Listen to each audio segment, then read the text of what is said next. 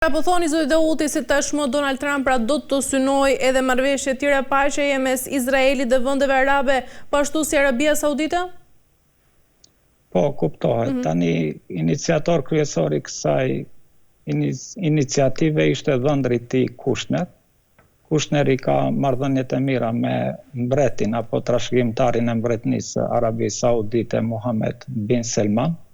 Tani kuptohet që Arabia Saudite ndihet pak më e sigurt me ardhjen e Trumpit në pushtet, po çështja krejt do të mvaret kush do të jetë ministri i punëve të jashtme dhe se Kushner a do ta ketë atë pushtet. Mirëpo Arabia Saudite tani është i vetëdijshëm se Irani është përforcuar shumë dhe me mbështetjen që e ka në Yemen mund të izolojnë edhe Arabinë Saudite.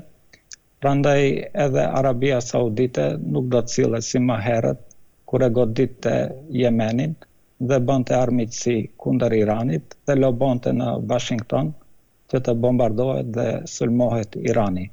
Arabia Saudite është e vetëdijshme që Irani dhe grupet e rezistencën janë forcuar shumë dhe do të ishte në interes të Arabisë Saudite që ta ruajnë pushtetin e tyre, që mos kenë armiqësi me Iranin dhe besoj unë që ata do të lobojnë kësaj radhe te Trumpi që mos e godis Iranin për shkak se rrezikohet edhe pushteti i mbretërisë saude në Arabinë Saudite nëpërmjet një sulmi të mundshëm nga Jemeni, ku Huthit janë përforcuar shumë dhe janë në linjë kufitare me Arabinë Saudite dhe mund të godisin të gjithë caqet dhe stacionet energjetike të Arabisë Saudite, me çka Arabia Saudite, nëse nuk mund të prodhojë naftë, do të hyrë në një krizë të madhe ekonomike dhe si rezultat mund vinë të rebelioni banorëve të Arabisë Saudite dhe ndrimin e pushtetit.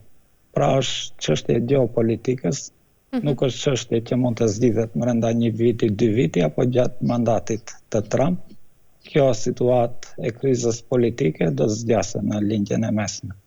Zoti Dauti, ndërkaq si do ndikonte edhe qasja e Donald Trump në marrëdhëniet e SBA-s me Egjiptin, por edhe Katarin si ndërmjetës? Po tani Egjipti është i mbarur kryesisht nga Arabia Saudite. Diktatori Sisi, para se të bëre grushtin e shtetit, ai ishte diplomat në Arabinë Saudite dhe me paratë e Arabisë Saudite ata organizuan grushtin e shtetit në vitin 2012 ndoshta, kundër presidentit të zgjedhur